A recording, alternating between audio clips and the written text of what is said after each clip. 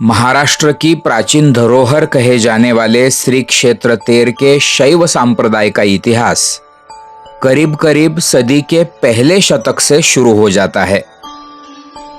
यहाँ मिले ब्राह्मी लिपि के शिलालेख में भगवान महादेव जी को दान देने के उल्लेख से उस शिलालेख की अवधि को मानते हुए इस बात पर विशेषज्ञों ने सहमति जताई है।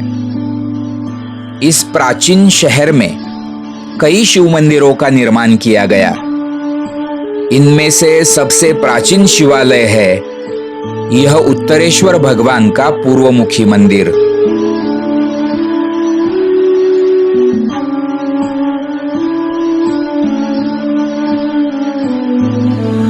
यह है भगवान उत्तरेश्वर जी का मंदिर। इस मंदिर का निर्माण करते वक्त इसे पूर्ण रूप से ईंटों से बनाया गया है और ये ईंटें बनाते वक्त अलंकृत की गई है। इस मंदिर का दर्शन भी आपको एक अलग एहसास देगा, एक आनंद प्रदान करेगा। तेरणा नदी के दक्षिणी तट पर बने इस मूल मंदिर के निर्माण में केवल ईंटों का उपयोग किया गया था।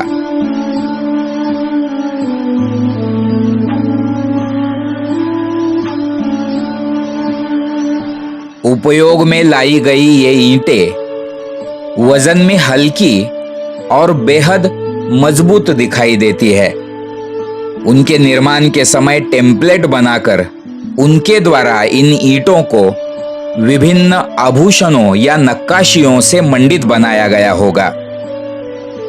इन अलंकृत नक्काशीदार ईंटों का रचनात्मक उपयोग करते हुए मंदिर को बेलियां, फूलों की आकृतियां और मखरों से सजाया गया है।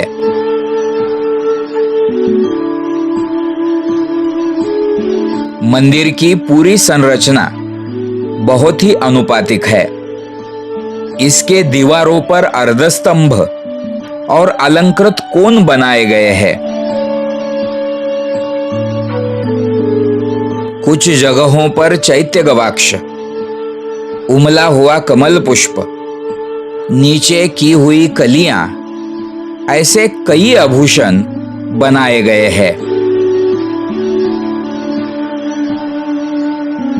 कुछ उभरी हुई आकृतियों की पूर्णता के लिए ईंटों की 3, 4 या 5 परतों का भी प्रयोग यहाँ किया गया दिखाई देता है। इससे ये पता चलता है कि मंदिर निर्माण से पहले ही ईंटों का निर्माण करते समय मंदिर के वास्तुकार के मन में बनने वाले मंदिर के ढांचे की अंतिम रूपरेखा पहले से तैयार थी। आज उपलब्ध किसी भी आधुनिक तकनीक के अभाव में इस मंदिर के वास्तुकारों का कौशल काबिले तारीफ था, सराहनीय था। इसके साथ साथ इस मंदिर के निर्माताओं को द्रविड़ कला शैली का अच्छा ज्ञान होना चाहिए, क्योंकि इस शिवालय का शिखर द्रविड़ शैली का है। ऊपर की ओर छोटा होता जाने वाला शिखर ईंटों की हर परत अंदर की ओर जाती हुई यहां देखी जा सकती है। मतलब ये शिखर कार्बेलिंग विधि द्वारा विकसित किया गया है। लगभग 3 मीटर ऊंचाई वाला ये शिखर 3 प्रमुख चरणों में बनाया गया प्रतीत होता है। ईंटों से बना मंदिर का मूल गर्भगृह और इसके आगे बनाया हुआ अंतराल गृह लगभग 2 वर्ग मीटर का था। आगे 5.80 वर्ग मीटर आकार में ईंटों से बना सभा मंडप था, जिसे शायद कुछ समय बाद पत्थरों से बनाया गया हो। आज वह यहां दिखाई नहीं देता। विभिन्न इतिहास शोधकर्ताओं के अनुसार इस मंदिर का काल 5वीं से 6ठी शताब्दी के बीच का है। महाराष्ट्र राज्य पुरातत्व विभाग के विशेषज्ञों का मानना है कि यह संरचना 6ठी शताब्दी की है। कुछ अन्य विद्वानों ने भी इस मंदिर को इसके स्थापत्य तत्वों और लकड़ी से बने सुंदर प्रवेश द्वार को देखते हुए ईस्वी सन 550 की अवधि का माना है। मंदिर के बाहर पत्थर से बनी मूर्तियां, विरगल, शिवलिंग और स्तंभलिंग पाए जाते हैं तथा मंदिर गर्भगृह में चौकोर आकार की शिवपिंडी को धारण किए हुए ये है भगवान उत्तरेश्वर।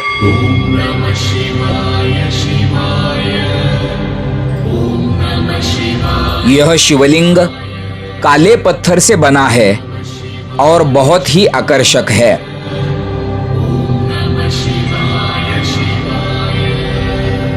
शिवलिंग के पीछे भगवान सूर्य नारायण और भगवान विष्णु स्थापित किए हुए दिखाई देते हैं।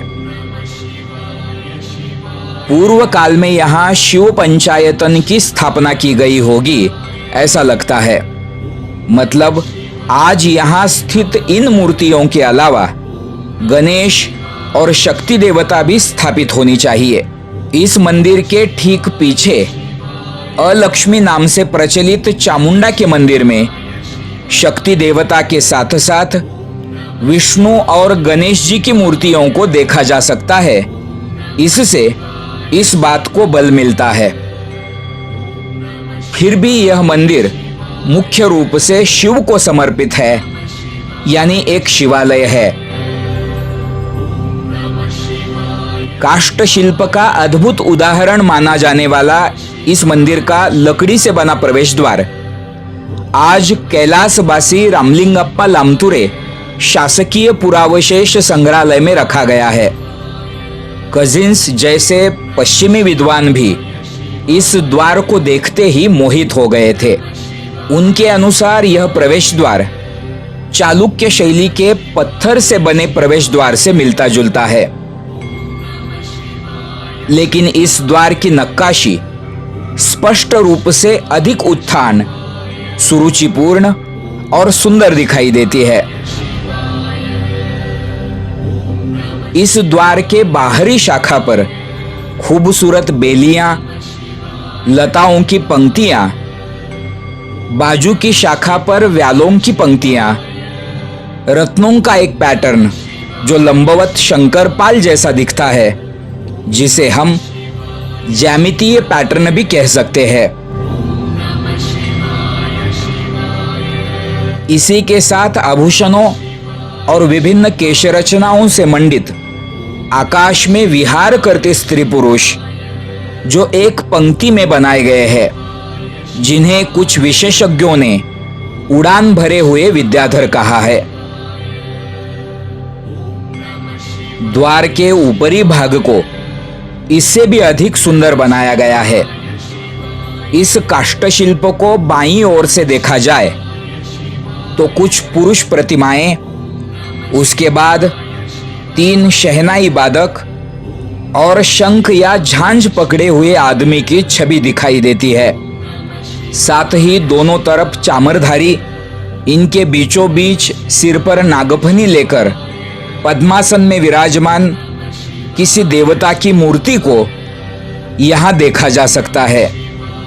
उसके बाद यज्ञोपवीत के साथ आसनस्थ ब्रह्मा जी, साथ ही शंखधारी षडहस्त त्रिमुख मूर्ति भी यहां दिखाई देती है, यानी दृश्य रूप में त्रिमुखधारी ब्रह्मा, चामरधारिणी, मस्तक पर नागफनाधारी किसी तीर्थंकर जैसी पद्मासन में विराजित मूर्ति, कुछ दासियां, श्रद्धांजलि अर्पित करते हुए भक्तगण, इसी के साथ साथ नृत्यांगना, चैत्य गवाक्ष, सूरज की छटाओं को दर्शाता हुआ कमल पुष्प, हंस, ऐसी कई चीजें इस द्वार पर शिल्पांकित की गई है।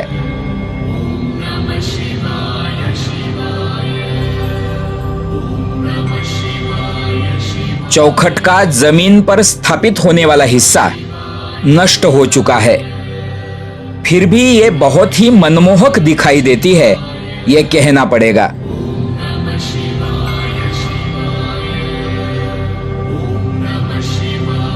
श्री क्षेत्र तेर में शैव इतिहास के साथ कला शिल्प सौंदर्य और इस गांव की संस्कृति में दिख रही प्राचीनता को दर्शाता हुआ यह है भगवान उत्तरेश्वर जी का नयन रम्य शिव मंदिर।